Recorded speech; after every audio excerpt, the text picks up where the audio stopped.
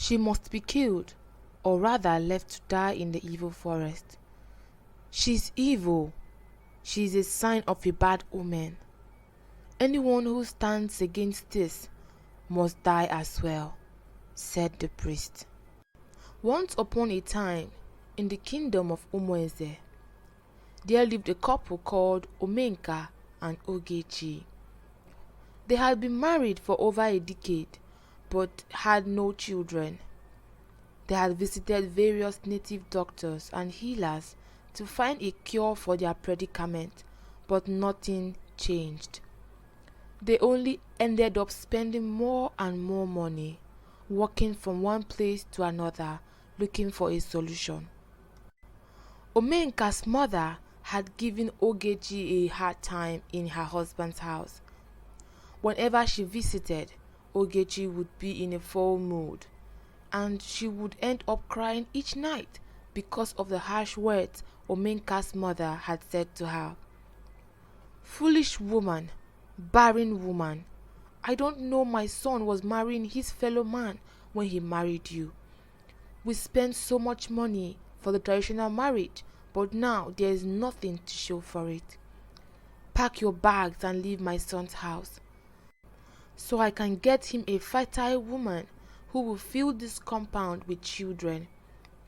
She would hiss at Ogechi, calling her a shameless woman. Omenka had talked to his mother about how she disrespected Ogechi, but each time she would shut him up and tell him that she was fighting for him. Sometimes Omenka would tell Ogechi to go to her mother's place until his mother had left the house. In the 7th year of their marriage, it felt like hell for Ogechi.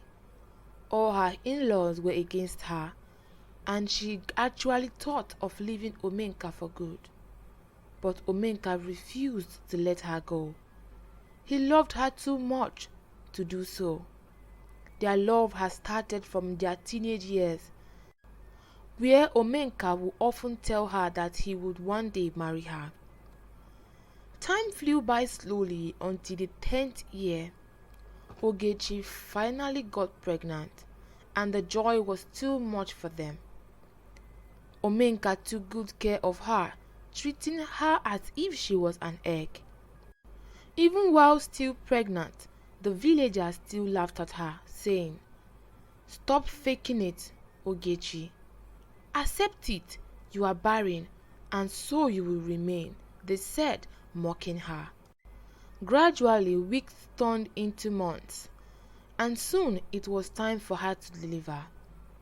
Ogechi soon fell into labor, but the child was not coming forth. She pushed for days and soon lost her strength. Not willing to go further, "I give up, I give up. I have no strength left in me," she cried. The midwife who was there had pity on her. She soaked a piece of cloth into some cold water and placed it on her head to help her cool down. "Obim, you can't give up now. You know how much we have always prayed for a child, and now our Chi has blessed us with one. Please, Obim, do this for us, for our family," Omenka said soothingly to her. Suddenly, a big clap of thunder and lightning came from the sky, and almost immediately Ogechi was filled with an unusual strength, and a pressure came from within her. Within minutes, she delivered the baby boy. The midwife took the baby and wrapped him in a cotton cloth, while she waited for the placenta to come out. She had a shocked look of a lifetime when the head of another baby came forth. She gasped as she covered her mouth. She had never delivered twins in her few years of midwifery. When Omenka saw the child, he said, "No, no, no, this is not happening." Looking at his wife, Ogechi had noticed what had happened, but she was too shocked to move or say anything. "What do we do now?" said Omenka, looking at his wife Ogechi and the midwife, who was not saying anything. It was as if someone else was aware of what had happened in their hut. A loud bell sound rang from outside the hut. Everyone knew that bell sound. It was unlike any other. "She must be killed, or rather left to die in the evil forest. She is evil. She is a sign of a bad omen. Anyone who stands against this must die as well," the priest said loudly, knowing fully well that the occupants of the house had heard his message. There was an ancient tradition that said, whenever twins were born, the female one must be killed or thrown into the evil forest where wild animals would devour the cursed child. If it was twin girls, the same fate awaited them both. No one knew the history of such a tradition, but they saw themselves practicing it, since it was practiced by their forefathers. After the priest had given his message, he left the compound with a stoic look on his face, one that showed no empathy or remorse. A few minutes later, cries filled the compound. Something that was supposed to be a joyous occasion turned into a sorrowful one for the couple. Omenka and Ogechi felt sadder than when they were childless. A part of them couldn't shake the feeling of curiosity they felt. How did he know? Was the question in their mind. Everyone knew the priest was a heartless man, feared across the lands. Omenka and Ogechi dared not defy him. A thought crossed Ogechi's mind as she took a look at her husband. With just that look, Ogechi told the midwife to wait outside. "Don't tell me it's what I'm thinking," Omenka said to her. "You are not leaving me, Ogechi. I will never let you." It had been 3 days since the birth of the children. That same day, the priest sent his messenger to remind them about the tradition that they were yet to fulfill. The next morning, with the moral support of her husband, Ogechi let go of the child as she cried tears of pain. Omenka left her and her mother in the house as early as 3 a.m. He made sure to do it when everyone was asleep to avoid the prying eyes of gossipers. As he walked the cold morning, he couldn't help but hate the tradition and the chief priest too. He always wanted a daughter that looked like Ogechi, his beautiful wife. As he walked, his feet took him to Isiagu village. He walked until he got to a path well traveled, and then he stood there. "My princess, I am so sorry for the cruel fate that was forced on you. Till we meet again, Daddy and Mommy loves you so much," he said, and dropped her there.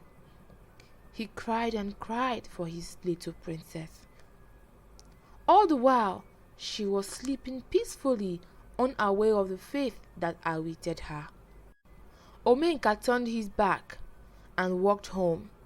It was done already before he reached home, and passers-by looked at him with pity, and some with an unknown look that he didn't even care to think about.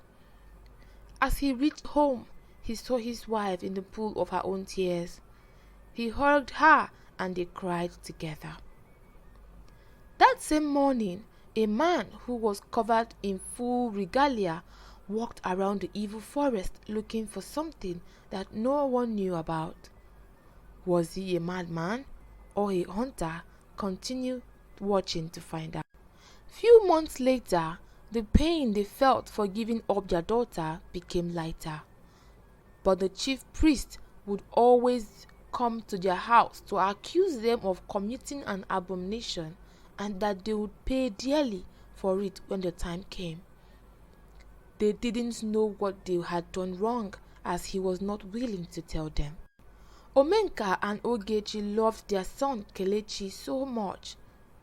He looked a lot like Ogechi, and people who saw him knew who he was just by taking a look at him.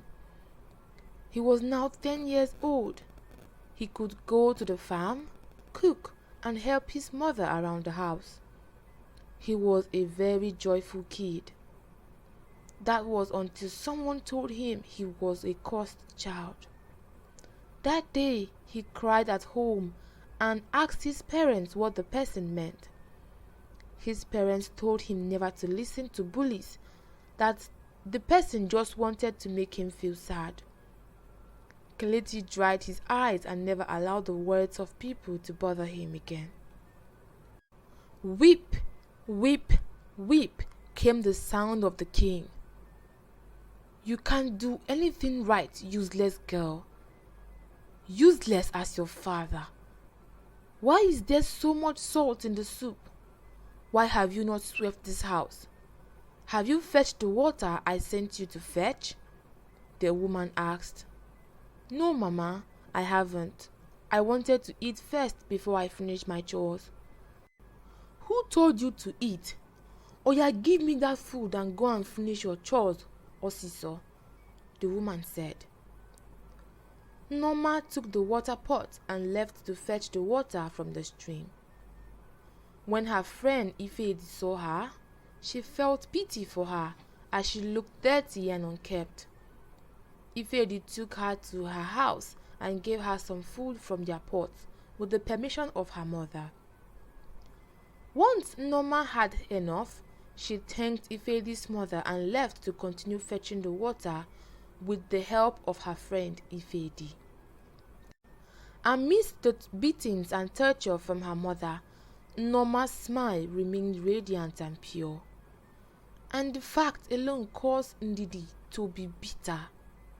She hated her to the point of no return. She blamed her for her predicament. Ndidi thought Norma was the reason why she had not gotten married.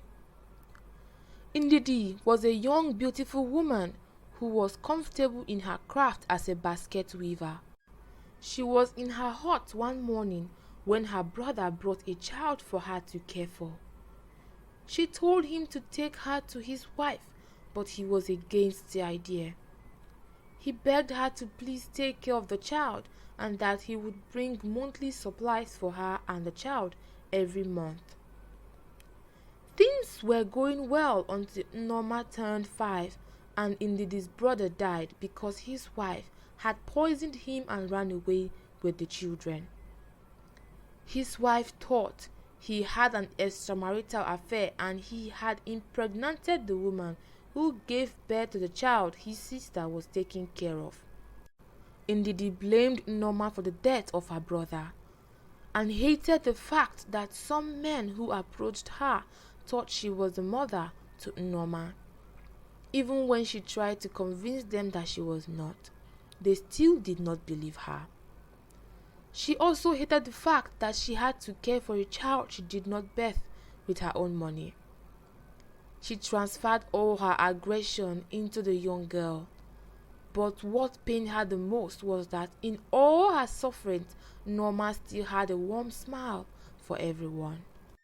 Slowly, Norma grew like a flower on the cold, rainy morning.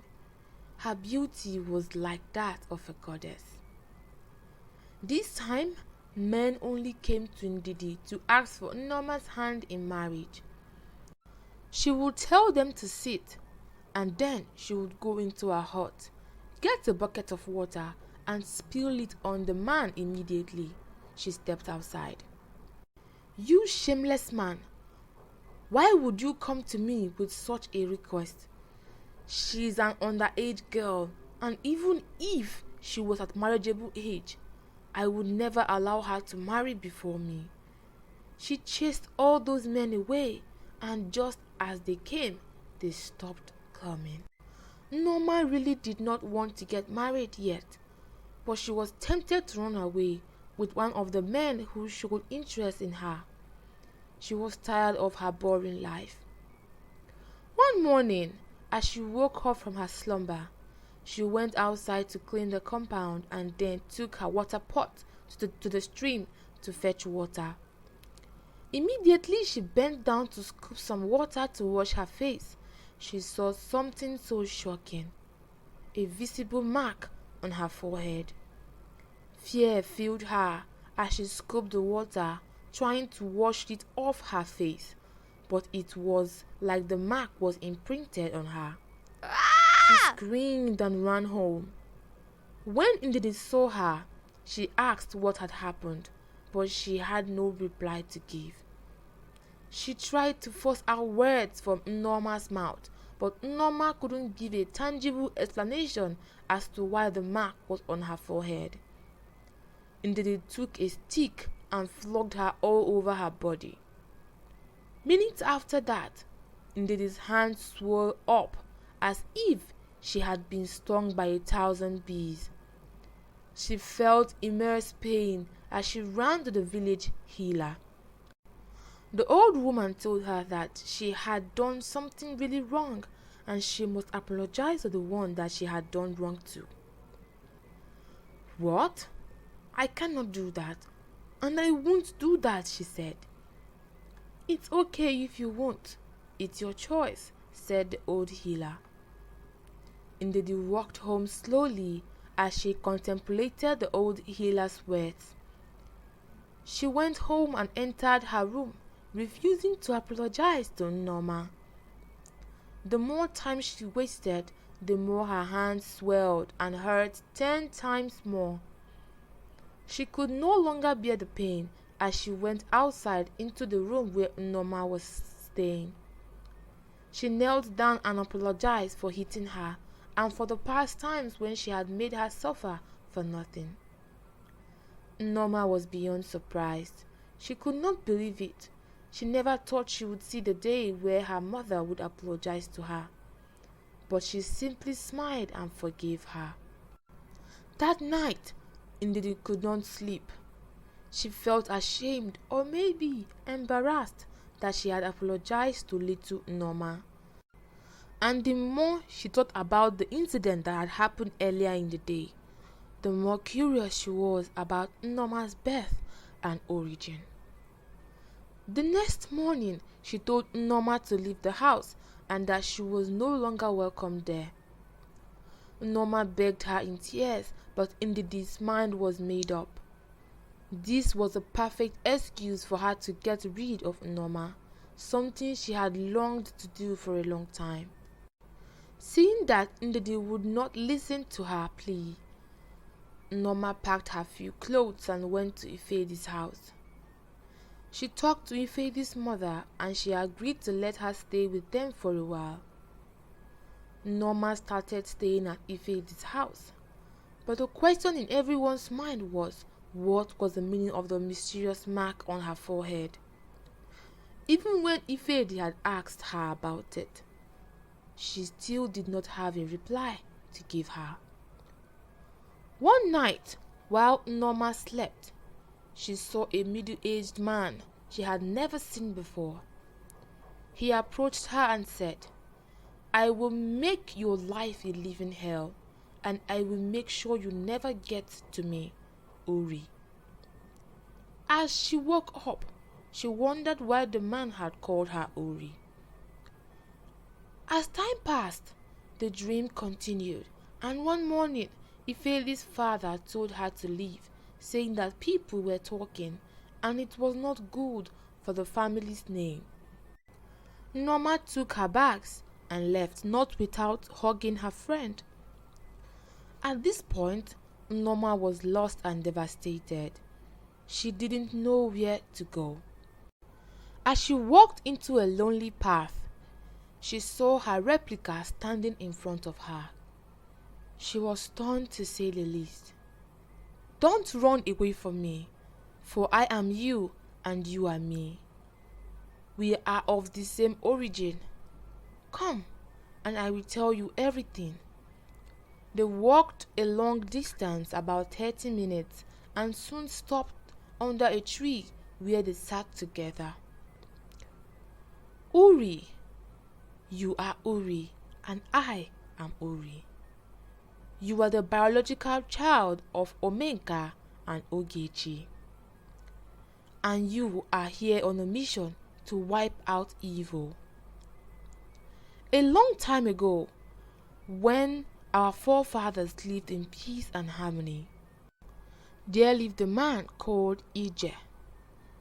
He was like every normal human. He had a wife, children, and his farmlands. But he was also the chief priest of the Umweze people. As he grew older, he felt sad and angry. He wanted to defile death. When he related his thoughts to his wife, she stood against it. She told him that he would be shifting the balance between the worlds of the living and the land of the dead. But he refused to listen to her. When Ije consulted with the dark powers, they requested his wife as a sacrifice because he was obsessed with living forever. His wife knew what he had done, and before she died, she promised to come back and hunt him. And she would come back with a supporter. That supporter was a twin. Ije then passed the message that the gods had declared that all twin children be killed at birth or left to die in the evil forest. Many twin children suffered the horrible fate. Whenever the parents of those children kept them in the evil forest, Ije would go there, take them to his shrine, where he used them to make anti-aging potion. He had lived for centuries, but was still as young as a middle-aged man. He was furious when your father did not drop you at the evil forest, where he expected to find you, as a means to kill you and terminate your revenge. Your father did well. They did not know you were alive, and if they knew, they would have come to look for you. But that would be a bad idea. You are not yet ready for the revenge and challenge ahead. But very soon you would be, and together we would take Egypt down. As she finished saying her story, it was as if a curtain was opened in the mind of Norma, now called Uri. She remembered everything as if it was her first time. Her feet directed her to a hut close by, where she stayed and practiced her powers. With constant practice and less distraction, Uri gained all her powers, and a smile stretched on her face. She first traveled to see her friend Ifedi, who was happy to see her. They talked for a while, and then Uri left. She traveled to Umeze, her father's land. Her feet walked towards her father's compound, and then she stopped as she saw a young man who shared a close resemblance with her. Shortly, a woman who appeared to be the boy's mother came out of a hut. Uri felt a connection to this woman, and then she ran into the woman's arms, calling her mother. Ogechi was caught off guard. When she pulled away, she stared into the young maiden's face. It was as if she was looking at her younger self. "My child, you are alive. I thought we lost you forever. Nai, please come and see our daughter," she shouted happily while she still held on to Uri. The family shared a big hug as Ogechi soon went into the house to get food for them to eat. They talked over dinner about everything and mostly about the strange woman called Uri. At the moment, Ije chose to grace them with his presence. "I see you have found your way to me. Brilliant, I must say.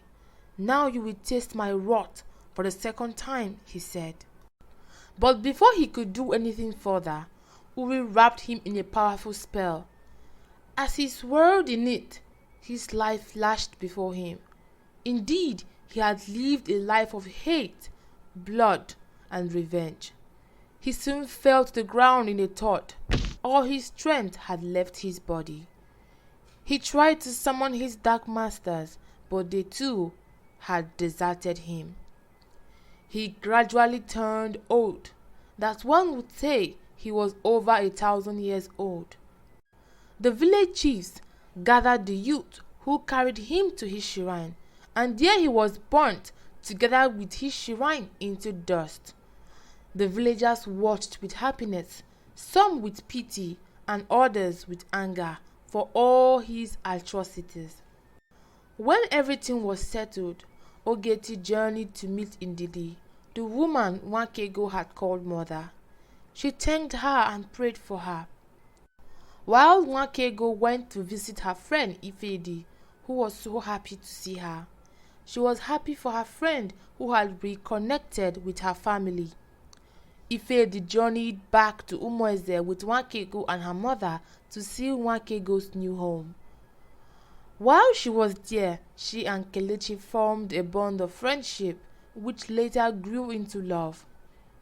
Ifedi was happy that she visited Umueze. If not, she would not have met Kelechi, the man after her heart. The morals of this story. The nature of true courage. Uri's confrontation with Ije and Omenka's defiance of tradition exemplify the courage to stand up for what is right despite personal risk. The value of true friendship. Ifedi's kindness and willingness to help Norma demonstrate the true value of friendship and support. Thank you for watching.